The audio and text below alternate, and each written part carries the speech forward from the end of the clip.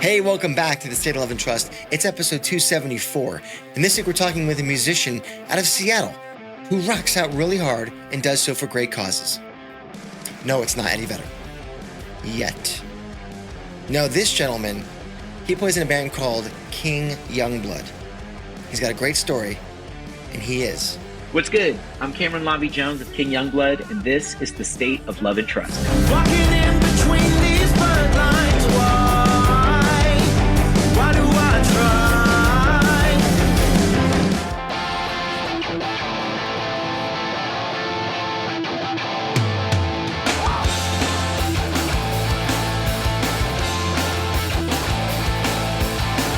Welcome, everybody, to another episode of the State of Love and Trust. It's a Pearl Jam podcast, and I'm one of your two hosts, Jason Kerepesi, and alongside me, as always, is Paul Ghiglieri. Paul. I am very excited for today's guest. This young man is impressive, both in the rock music that he plays, but also in the causes for which that music champions. He is an advocate. He is a champion, and I'm very excited to chat with him. Before we get into this amazing conversation, please go ahead and like the video, subscribe to the channel, and hit the bell for notifications here on YouTube. And if listening only, Paul, You're going to rate, you're going to review. Hopefully, you're going to subscribe. Feed that algorithm. It is September. The colors of the leaves are changing, but that does not mean you have to change your true colors. What? Okay? Does not mean you have to change your true colors. Feed that algorithm. Be what we need. that is the best one we've ever done. It's only taken 274 episodes to do it. Amazing. You know what else is amazing? Sending money to our nonprofit fundraiser of the month. Woohoo! It is the National Alliance. I'm all aboard that train. It is the National Alliance on Mental Health. September is Mental Health Awareness Month, so we're back to raising money for a group that helps those suffering around the country. We love you for it in advance. And if you send in $5 or more, you're getting the stickers. You're getting, boy. Oh, they're hey. coming. Oh. They're coming. I'm telling you right now. Look at that. We got a pin too for you. There it is, straight. And there's your stickers. And look at that. You get yourself a little guitar pick, two-sided guitar pick. $5. That's it, people. $5. But if you do send in the most money, the greatest donator will receive 90 The Originals mystery box for Q2, and that is a very Chris Cornell focused box. There's some unboxing on the screen right now if you're watching. I did an unboxing when I got it a couple months ago, but it's all gonna be yours. I put it all back together, Paul. It's been retaped. Nothing's been worn, so I'm giving it away to whoever is going to donate the most money to National. It's so sweet of you to hand down your hand-me-downs. Well, I bought it for this. But yeah, I know you did. Come on. You got to show folks what's in it. So, this is how we sell people on donating to National Alliance on Mental Health. So do that. And if you want to do right by this show, send a few bucks our way. Patreon is one way. The Pod Shop is another way. And if you're a patron, there's a giveaway each month. This month it's this, James and the Cold Guns, newest record, Face in the Mirror. It's fantastic. Outstanding record. I love this record so much. This record crushes. It's so much fun. My 8-year-old, newly 8-year-old, loves this record as well. Twist the Knife is his favorite song, I think. So that's yours at random if you're a patron here in the month of September. Okay, I can't. There's no more to talk about, Paul. We've got to get to it. Like I said, he's an astounding young man. He rocks your socks off, I assure you. Come play this, won't you? King Youngblood's Cameron Lavi-Jones is next.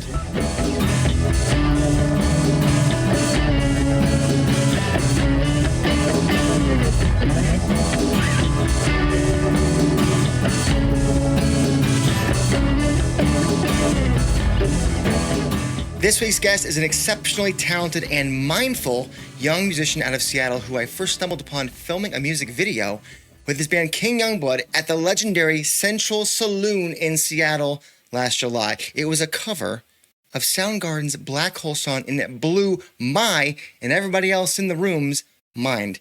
And that was the jumping off point to learn more about that band and its frontman, this week's guest, Cameron Lavi-Jones. Welcome, Cameron. Thank you so much for having me. Honored to be here. Pleasure, Cameron. Very happy to have you. I gotta say, we were talking before we got on here about you're a young man. You're 26. Mm-hmm. We are not 26. Me and Paul are not 26. And you What said, gave well, it really? away? What gave it away? Cameron, what did you say old was? I said you're old when you're dirt in a jar, and neither of you guys look like you're dirt in a jar. Correct. And then somehow I got on to, well, when I die, wouldn't it be fun if I was taxidermied in compromising poses? Yeah, we were And talking then- about Yeah. Could that be fun? Yeah, it'd be good. I still am a big believer. If that was ever the route I would go, I'm getting the Air Jordan dunk taxidermy job done. Like I'm getting, I love it. I'm getting the basketball pole. I might even Space Jam extend my arm out too. I might get crazy. Okay, I might get crazy. And if you could do it like in a doorway, you posterize anybody who walks into the room. Exactly. See, we're already riffing. I love it. We're leaving impacts. We're thinking big, man. Thinking about legacies right now. I want to talk a little bit more about our chance encounter in Seattle. I was there in July to celebrate Chris Cornell's birthday. Anita, 90 Original, friend of the show, she put together this amazing weekend celebrating Chris on his 62nd birthday. And we just so happened to go to the Central Saloon, as I mentioned, on the Friday night before the weekend's events really kicked off. And you guys were in there filming this music video for Black Hole Sun. And I'm like, what?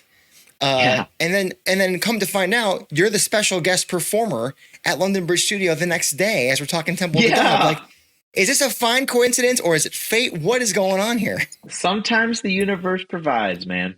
But Oh, my yeah, goodness. that night was huge for us. You know, Chris has been a massive inspiration for me personally, not just singing wise, but also a lot of what he stood for community wise. He was a part of what I think not just made the grunge era so important, but a lot of the ethos and a lot of, I think the values of that movement really was about, as far as lifting up other people, as far as, you know, connecting more than just for your own band, but for the sake of the community that you're a part of. So much of that really has hit home for what I'm trying to do with King Youngblood. And so with his birthday coming up, and I also want to note, we don't really do covers. Like the only other cover I think we ever released was a rendition of Brandi Carlile's The Joke on our very first mixtape. Yeah. But for us, you know, we wanted to have an opportunity to say thank you and give back to the folks that helped open the door for King Youngblood. And regardless if those are folks that are on, you know, the Black music history side, folks like Fishbone or Living Color, things like that. Within our hometown of Seattle, Soundgarden absolutely was a huge beacon for us. And so getting a chance to do this rendition of Black Hole Sun in a very different way and properly celebrate Chris by, you know, doing it at, quite honestly, one of the ground zero locations for the grunge movement. You know, I'm really grateful to see how many different people not just saw the intentionality we were trying to put behind that, but honestly had a great time just rocking out with us at the Central too. It was awesome, dude. It was awesome. Thanks. I just got the cut back from it yesterday. I finished doing the mix for it, but I got the cut back from our editor yesterday. I'm so stoked to share it with folks. Like it came out just as powerfully as I was hoping to. And I'll send it your guys' way. I'm stoked for you guys to see it too. You might see yourself in it. Who knows? Listen, you said that growing up in Seattle kind of made you feel that artistic expression of any kind was welcome, right? Open doors. Then that expressing yourself was like not just something that you could do, but something you should do. So what specifically about this city, what specifically about Seattle made you feel that inspiration, that encouragement to express? Yeah, I think truthfully for me, my experience was very heavily shaped by, in particular, the DIY scene in Seattle. I went to the University of Washington, and in the UW house show scene is really where I cut my teeth. I joined Rainy Dog Radio, which is UW's college radio station. And when I was there, I had a radio show called Real Talk, where I paralleled stories of, like, I would always bring in two guests. It was a talk show. And one of the guests would be somebody more on the business side, like, you know, agent, manager, talent buyer, something like that. And then the other guest would be a musician or a filmmaker or an artist, but somebody on the more artistic side that still orbits the music industry, and ask them the same questions. And from that, as well as like getting a chance to dial in more with other radio hosts while I was in college, put me on to, quite honestly, at the time was kind of a renaissance for, I think, the house show scene. It was at a time period where there were a lot of folks that were turning their houses into venues, but not just for the sake of like throwing a party or like just getting friends together to drink or something, but actually trying to throw shows. Folks that were thinking about how, I don't know, like doing production advances for a show where we're throwing a concert in their living room, or trying to figure out security for, you know, the staircase of their driveway, things like that. And King Youngblood was born in this environment where, you know, we didn't just have something to prove, but we wanted to showcase that DIY spirit was both at the core of who we are as a band, but more like that we wanted to make sure we were also paying it forward the same way that other people were doing for us. 3/4 of us are black or brown. My drummer and I are black. I'm mixed black and Sephardic Jew. My bassist is El Salvadorian and Puerto Rican, and our one white ally, Chet, is playing cello in a rock band. So by default, all 4 of us have a distinct understanding of what it feels like not to belong, especially in a genre that I think has been has a lot of misconceptions about it being like a white genre, when it's just people celebrating music for the sake of celebrating music. I think that's a big part of why Soundgarden has been such a big inspiration for us. You know, even going all the way back to Hero being a part of the founding member. For us, it was just this perfect storm of, we had something to say as a band, very distinctly relating to our authenticity, and wanted to make sure that we were also doing our part to uplift a scene that was trying to hold space for us too. I'm a big believer in rising tides raises all ships. And I think Seattle has given a lot of opportunities to rise all the ships together, at least in the history of King Youngblood. I want to pick up on this early bit with UW and how maybe you got to that point with King Youngblood. The band Origin name stories, itself, I love it. The band name itself is, I think you said it's a youthful perspective and youthful energy of reclamation, and King being one that leads by example. Yeah, definitely. So I guess the question is, because obviously you've gotten to this point where this mindset for a 20-year-old, 21-year-old is, and now you're 26. I feel like that's a little uncommon. Maybe I'm just naive in that sense, but it feels unique in a great way. So how early in your musical journey did you realize that you wanted to be an example and spearhead positivity, spearhead progressive change? Yeah. For me, I think it started pretty early. Both of my parents were musicians. When they got pregnant with me, they were on tour with Peter Gabriel in this band called the Songcatchers. It was a 20-piece Native American jazz, rock, and blues infused band of people of all walks of life. My dad was playing bass. My mom was fronting and singing lead, but the band was centered around promoting indigenous voices. It was world music, so very different from the kind of music that I play now.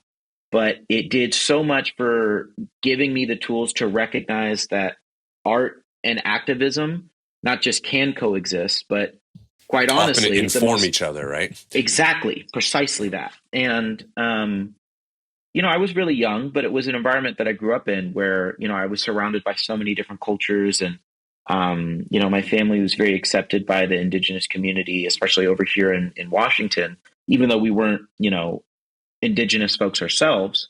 But that really did so much for, I think, spearheading a lot of those early lessons for me of what my music career could look like. Then once I got into middle school, I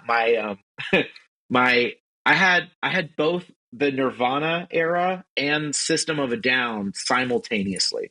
So when I first really started getting into Nirvana and listening through their whole discography, my understanding of music started becoming, okay, so this is what it sounds like when people get an opportunity to make music really centered and focused on their own authenticity, sharing their voice, regardless of like if it's like lining up with whatever pop music was going on at the time or whatever it was.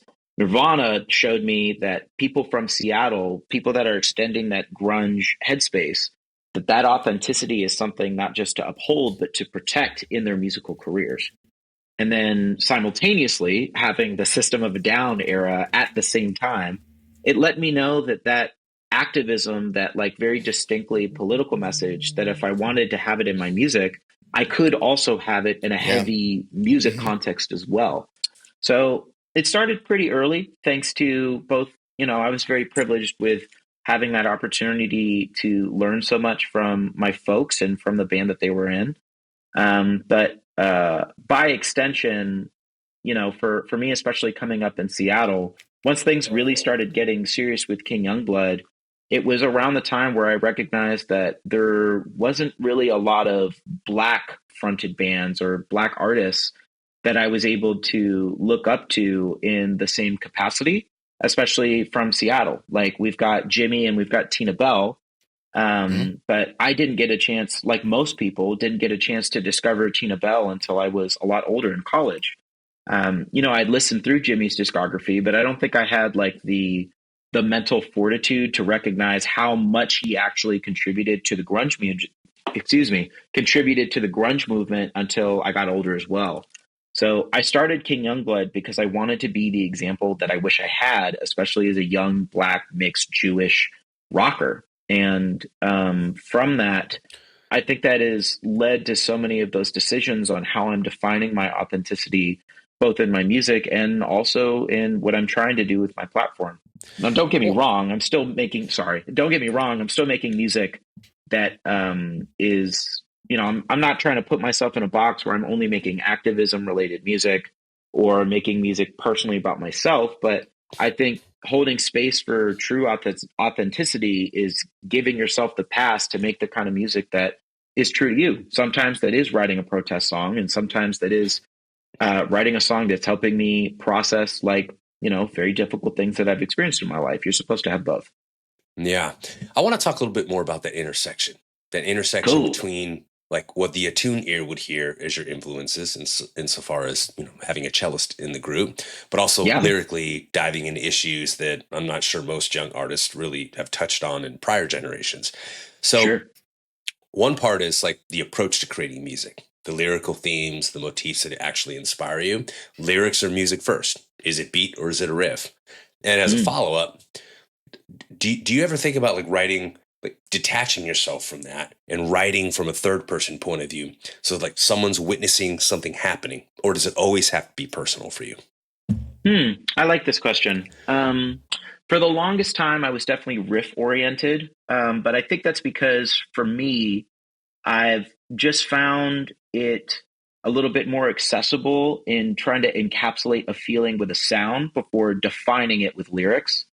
But as I've gotten older, and especially as I've had a chance to do more co-writing, it's really opened up my eyes to not just the power of having somebody else to A/B your ideas off of, but understanding that different song starts and approaches to it produce different results. There's been a couple of songs since I've gotten older, especially on the Alpha Thunder EP that we have coming up now, that has been a lot more co-written oriented, of like tunes that I don't know, I wanted to feature people that I really respected, especially folks that are up and coming in the Seattle scene right now, folks that I found inspiration from, regardless if they were in my genre or not. And by result, it put me on to, I don't know, I feel like I'm one of those writers now that like both my voice memos of things that I've done on guitar and like hoped my phone audio could like capture some of the magic of it, is chock full of riffs that I need to label and organize, but I don't. And simultaneously with my notes in my phone, whenever I see, I don't know, like a particular line or something comes to me, be it in like therapy or literally driving around different places and seeing quotes or things that I'm reading online, or, you never know when inspiration is going to really hit, but I always try to be mindful about being able to capture it and then, I don't know, defining it better later on. As far as the second part of your question, I'm going to attempt to answer it as if I remember it, but I can repeat it for you if you'd like. I would be awesome. That would be great. No, like, so does it always have to be personal? Like, is there ever an instance where you think to yourself, it would be a cool exercise, or you have this innate desire to kind of detach yourself and think about writing from a third person point of view, or, you know, from the vantage point of someone who's witnessing something happening as opposed to it happening directly to you? I hear you. I think as an artist, I have a personal responsibility to share my human experience first, but doing so, I think it is also simultaneously incredibly important to leave room for the people listening. I'm sharing my story, but the way that I write, especially as I'm trying to continue evolving as a writer, is to make sure that I'm leaving room for people to claim those stories as their own too. I've had a lot of different songs that I have very different relationships with now because of like the history of it changing. Like there's the bonus track on Big Thank, our debut album, ends with an acoustic tune called All in One Room. And it's a love song that I wrote for my girlfriend at the time. And we split up. And for the longest time, it was very difficult for me to play that song because I'm a very emotional performer. Like, I think if you're not mentally going to the places of where you were when you wrote the song, you're maybe doing a disservice in performing it the most, like, honestly, and the most touching and frankly, the most vulnerable way that you can. But over time, especially in the moments where folks have either asked me to play the song, or especially people that have shared stories about how meaningful that song is to them, it revealed to me that my music isn't supposed to be just for me. My music is supposed to be for other people that might be having maybe parallel experiences or parallel stories, but just because I have a responsibility to make sure I'm speaking my own truth doesn't mean I'm supposed to get in the way of other people recognizing how their truths fit in with mine as well, or serve as to amplify those truths. Yeah, right? like To I see something very, very common of like folks sharing that when they're dropping new music, like they'll say like this comes out on Friday and now it's yours. And I think there's so much of that honestly is very true. The kind of writing that I'm doing, and frankly, the kind of artist that I'm trying to be, is letting that human vulnerability lead. And because of that, I think on a technical side, like it'll maybe prompt me where I'm maybe not writing in like third person or an extension for myself, but I'm intentionally leaving enough room lyric wise, be it, you know, of vagueness or of metaphor or whatever it is technique wise, but making sure I'm leaving room for people to see their own stories in my music too. Because if I'm going to touch people in a positive way with my art, it means I have to know that I'm leaving room for them to walk in the door and sit in the living room with me. Yeah. Do you ever look at relationships with friends, or even a stranger? You might happen to see something happen in like a parking lot, and it strikes something. Do you ever think, I want to write about that story? Maybe I'll flip it around and I'll be one of the characters, or because something that doesn't necessarily have to happen to you, but it's something that happens that strikes a chord in you. How do you approach something like that? And do you want to approach something like that? Yeah, I don't think I do myself any favors by denying myself the opportunity to expand where I can get inspiration from. At least speaking on what I've written so far, both released and unreleased, it's not often that I think I see other people's stories as an opportunity to tell my own. I will say though that there's definitely been locations that I think give that to me, rather than like people. I think that the world of sharing, I think the stories or inspirations from other people is a really powerful one. But I think for me as an artist, I want to make sure that I'm not ever in a capacity where I'm sharing something that maybe I don't have all the details about. I'm a big believer that, you know, there's so many different variables that go into somebody's story.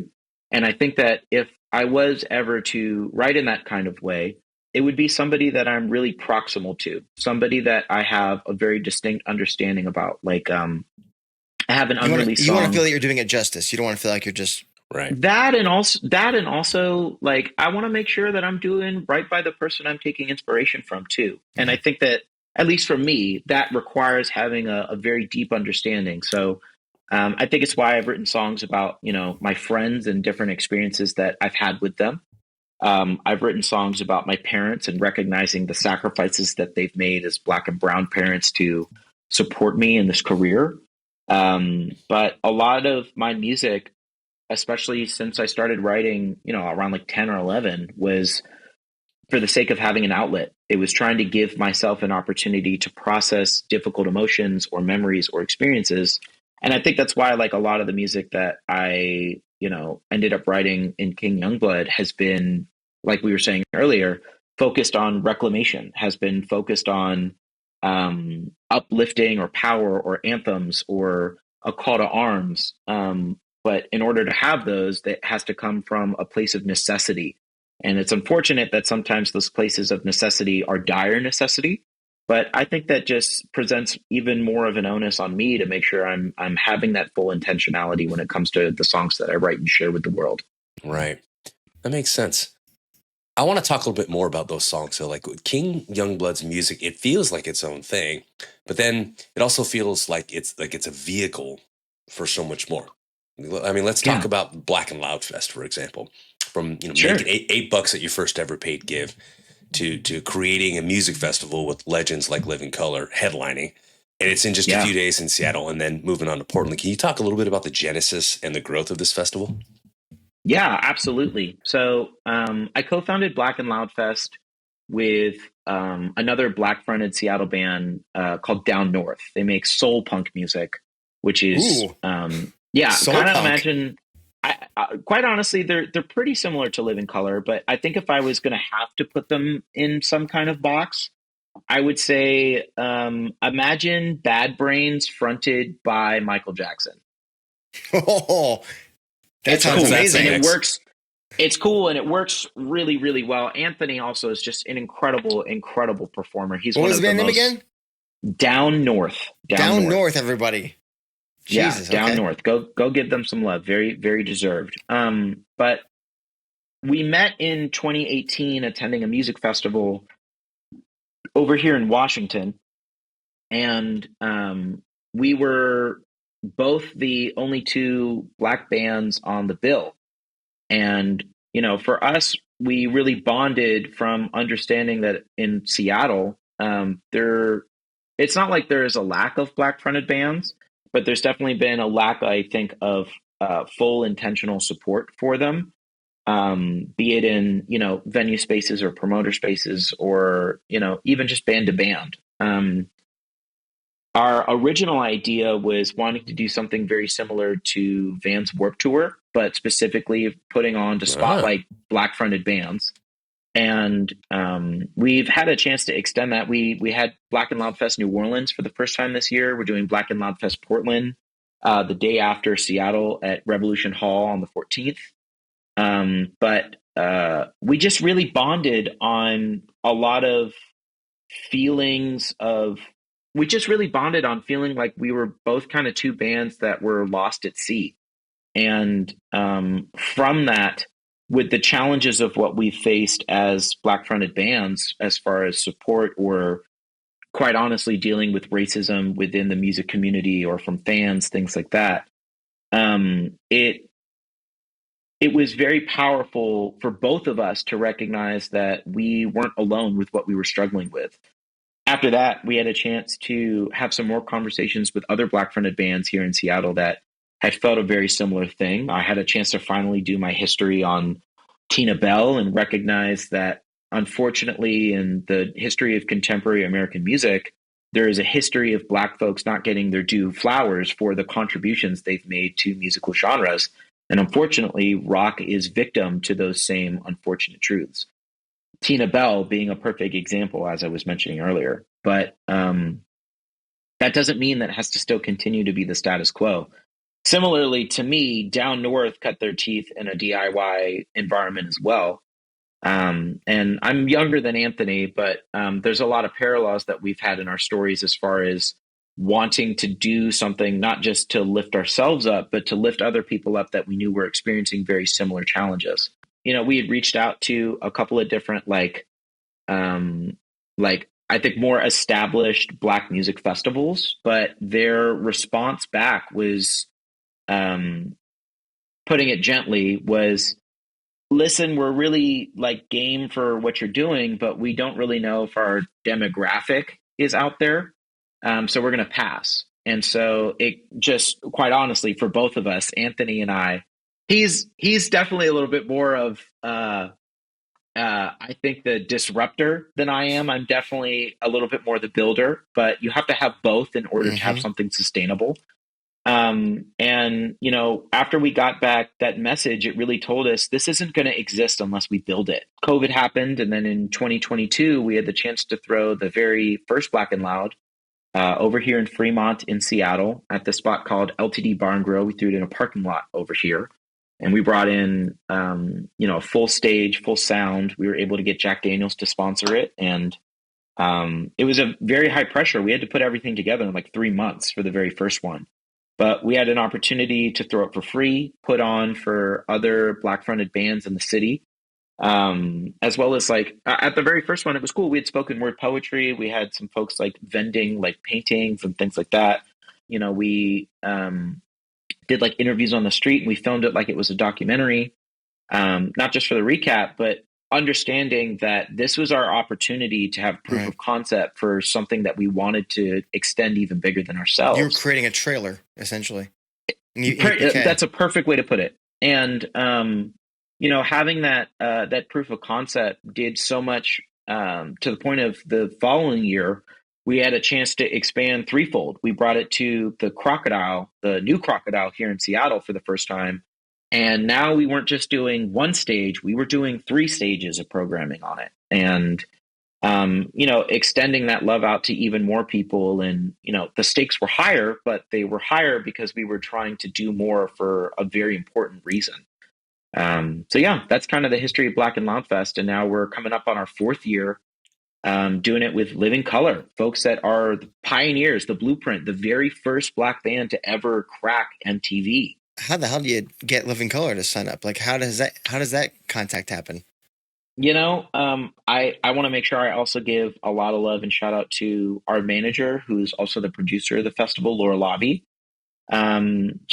She's definitely the person that is very business driven for what we do with King Youngblood, but also Black and Loud Fest.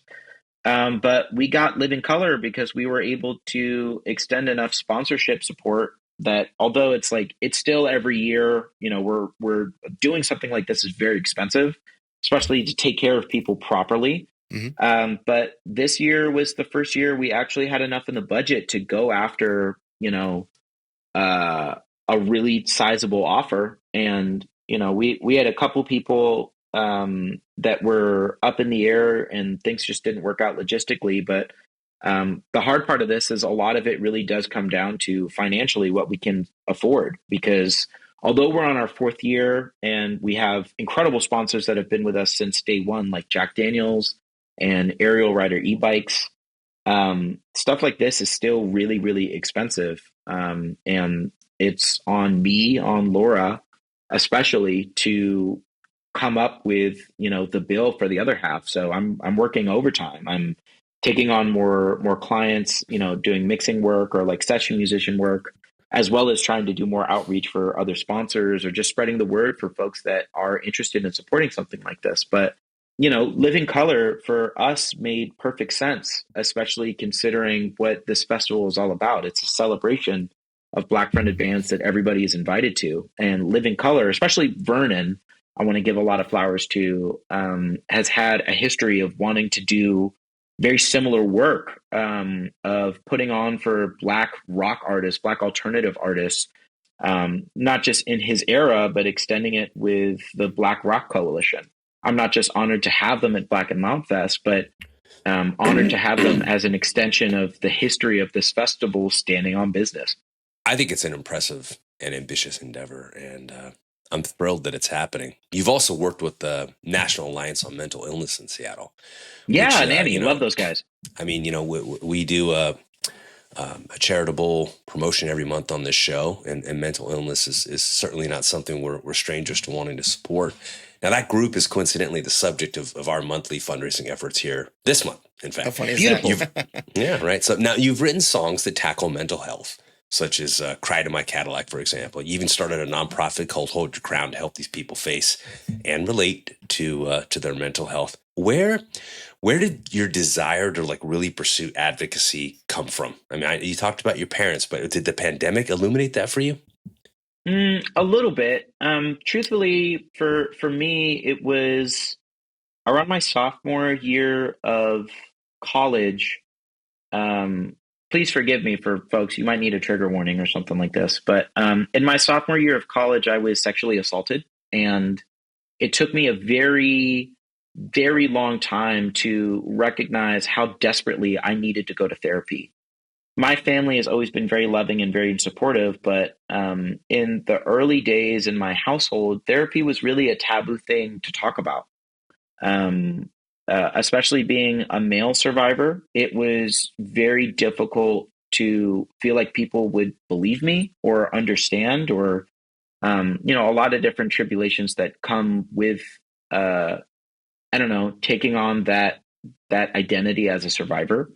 But if I didn't go to therapy, I don't think I would still be here. I've been very lucky to have lucked out with a lot of different really positively impactful therapists. And it can be a challenge for folks finding folks that are the right fit for them. But, I'm still in therapy. I had therapy today. Shout out Whitney. I love you, girl. And Go on, Whitney. yeah. And, for me, again, in the same ways that I wanted to be the example I wish I had when it came to Black representation in rock music, a lot of the mental health work advocacy came from, my own struggles and trying to figure out how to advocate for myself. And I don't know. I think also, like, when I was in high school, I went to public school over here in Seattle. And when I went to high school, the conversations around mental health were kind of ridiculous. Like, it was like they would get all the kids in the gym and they would have like these guest speakers on BMX bikes doing tricks and then being like, don't kill yourself. And then they just bounce. And it wasn't really a conversation about mental health. When I went to college, I got my degree in communications, and it was really just one big fancy way to understand that the message is the medium and the medium is the message. So if you want people to understand what you're talking about, you have to speak to them in a language that they understand, which really comes from, quite honestly, not even like language barriers as far as like speaking like native tongues, but more of meeting people where they're at with what they understand. And I knew for myself that the conversations that I had around mental health that were impactful in positive ways weren't with people that were strangers. It wasn't with like some old white dude that like I didn't resonate with at all. I think BMX bikes are cool. What the hell does that have to do with mental health?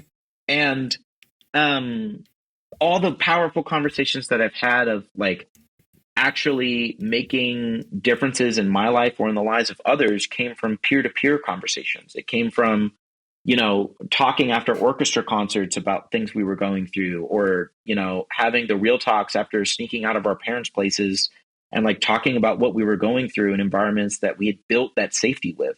I'm 26 now, so I'm a little bit older, but a lot of that same mentality still shows up with what we try to do with Hold Your Crown. It's been a minute since we've done an event. Our last one was the In Touch Music Festival. We actually had Eric Lillebois from London Bridge come over and speak on this big panel that we did. But everything we've done with Hold Your Crown has been paralleling music with mental health conversations, where rather than having a BMX concert, rather than having like a BMX like trick show, we have a concert where we share how these songs are reflective of my own mental health journey to help like dissipate, I think, some of the uncomfortabilities with being vulnerable, and then have a panel in the middle of the show where, at In Touch, we had, I think, 8 or 9 different panelists spanning from ages 12 to 83.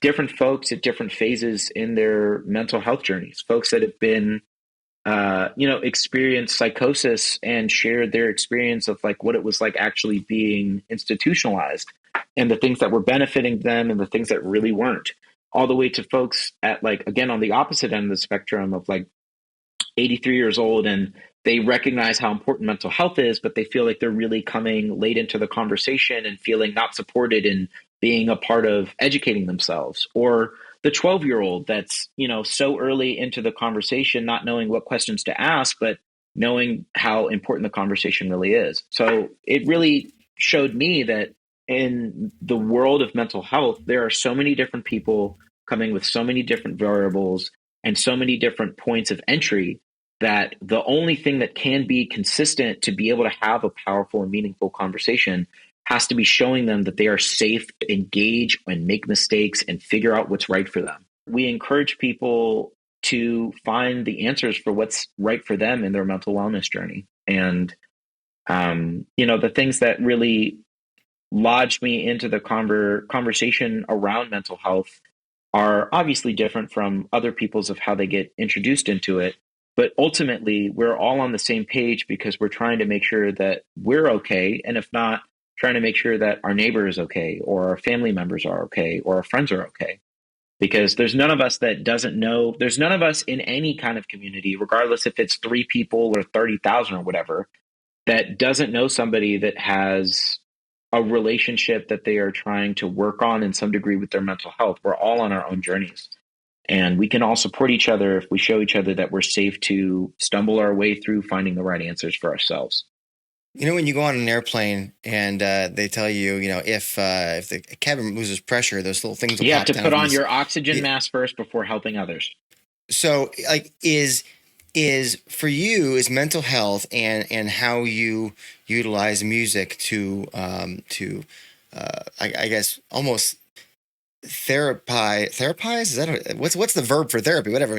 I got a communications degree. If I understand what you mean, it means Yeah, it's a okay. word. Cool. So did I, by the way, and I'm talking words. Let's go.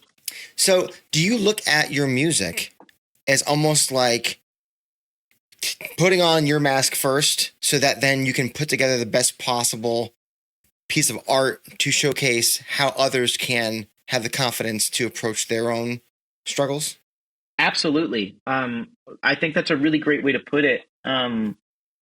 Because truthfully, with King Youngblood, the things that really drive me, the things that keep me going to have like, the nights where I'm doing all-nighters, like shooting content, stuff that like isn't really the art, but I recognize as a part of making sure that the art is seen and felt and heard and accepted. Or, like the late hours doing like business calls or like editing, video, whatever it is. Like there's no lack of work around here. Oh, I know. But the things that have really driven and inspired me have been when other people share with me how my art or my work has been able to positively impact them.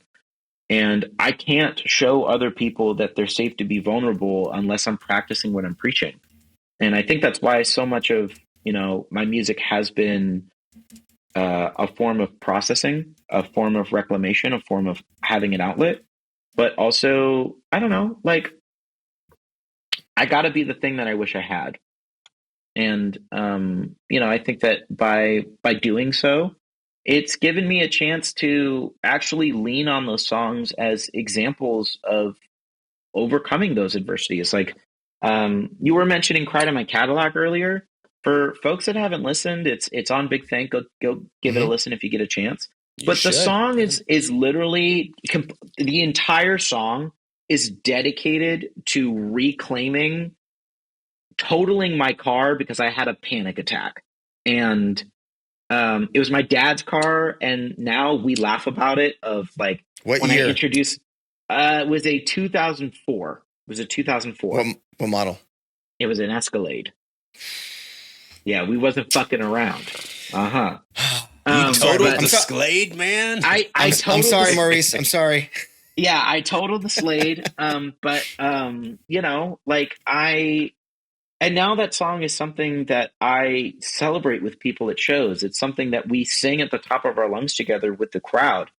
And there's a line in it where like I literally was like, I don't even want to rhyme. I just want to say the thing. The line is now I'm scared of Subarus. And that means I'm probably not getting a Subaru sponsorship anytime soon, but that's okay.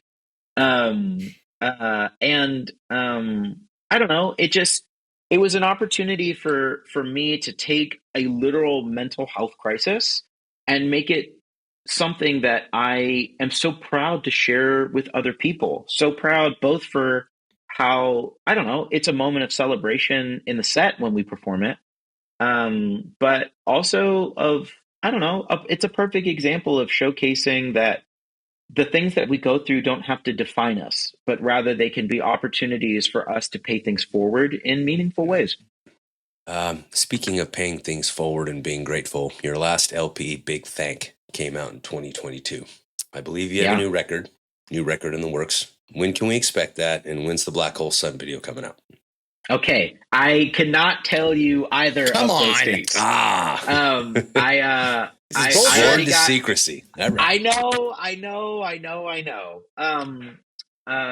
But what I can tell you, and I don't want to count my chickens before they hatch, but the Rock and Roll Hall of Fame reached out asking us about the video, and we sent it to them last night. So we'll see if anything comes from it. Hey. But yeah, we're going to be dropping the next single for the Afro Thunder EP Volume 2 in October. We're dropping the next comic book on September 13th at the Crocodile. But we're actually dropping the first new music when we hit the road for our first East Coast tour in October. Ooh, fun. I'll make sure that you guys know so you can spread the good word about it. I'm sorry that I don't have more concrete details I'm allowed to share with you yet.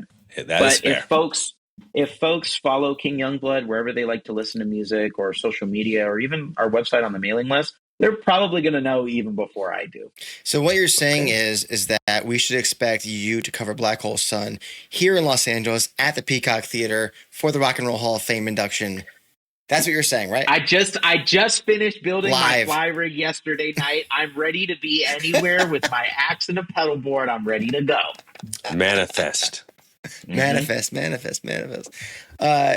Cameron, I am so stoked that you've joined us on this show here. And from having a conversation at London Bridge and watching you guys perform and then deep diving all your music in the last handful of days before this chat. Thank you for listening, by the way. That means the world. Of course. And it's good stuff. It's got so many man. Yeah, and you could tell there's so many. You're pulling from so many different places, and yet it's still just it's a rock record, but you can tell it's pulling.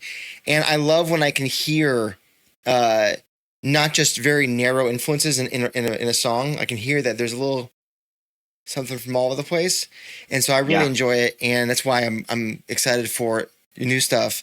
And I can't speak for the audience, but I have to say that I think just you're a very impressive young man. I say that as like an elder, but again, I don't have the dirt in the can yet, so I'm not that old. We can go jar shopping when I get to LA if you need to. I'm reminded of that scene in The Big Lebowski. What's your most moderately priced receptacle?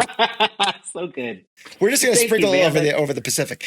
But yeah, just to see you come up the way that you did. And have this very grounded but mature approach to topics that I was not thinking of until probably 6 weeks ago, for Christ's sake. I mean, so and rocking out better than I ever could to boot. So thank you for all of that, and thank you for stopping by the show, man. Thank you, man. Thank you guys so much for having me. I'm always grateful for anybody that lends their ears, but especially with the work that you guys are doing on the show, I'm grateful to be able to contribute to it. Thank you, guys. Appreciate you. Cameron, Lavi-Jones, and King Youngblood is the band. Go get the music now.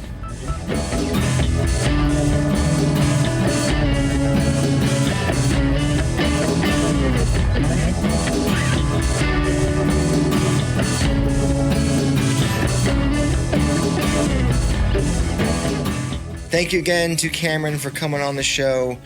My word, Paul, this kid's got it going on. I call my Hey, kids. this is what authenticity looks like. So for those of you listening and watching, there's value that comes in being yourself, right? And there's a measure of peace and inspiration and purpose that comes with it as well. And so I appreciate Cameron for modeling that for all of us, and really enjoyed having him on. And this was an insightful, fun conversation. Absolutely. Go check out his music, King Youngblood, wherever you can stream stuff. Go check him out on YouTube.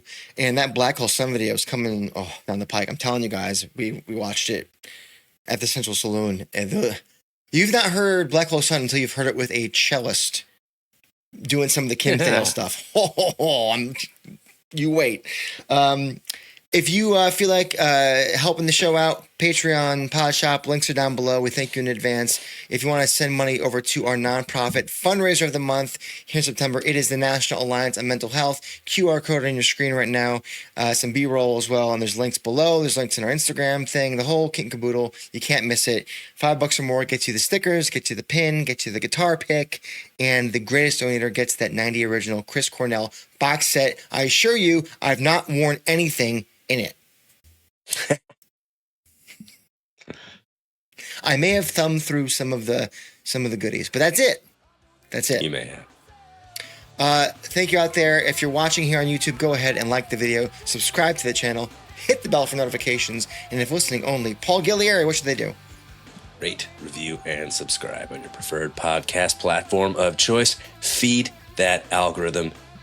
Feed it because we need it, but I mean, harvest that sucker. It's September. Come on, let's get on this. Those leaves are starting to change. Hey, those leaves. But you don't have to. Don't go changing on us now. Don't you go dying on me. Anyway, we'll see you next week. Another great episode coming your way, I assure you. Until then, you've been listening to or watching The State of Love and Trust.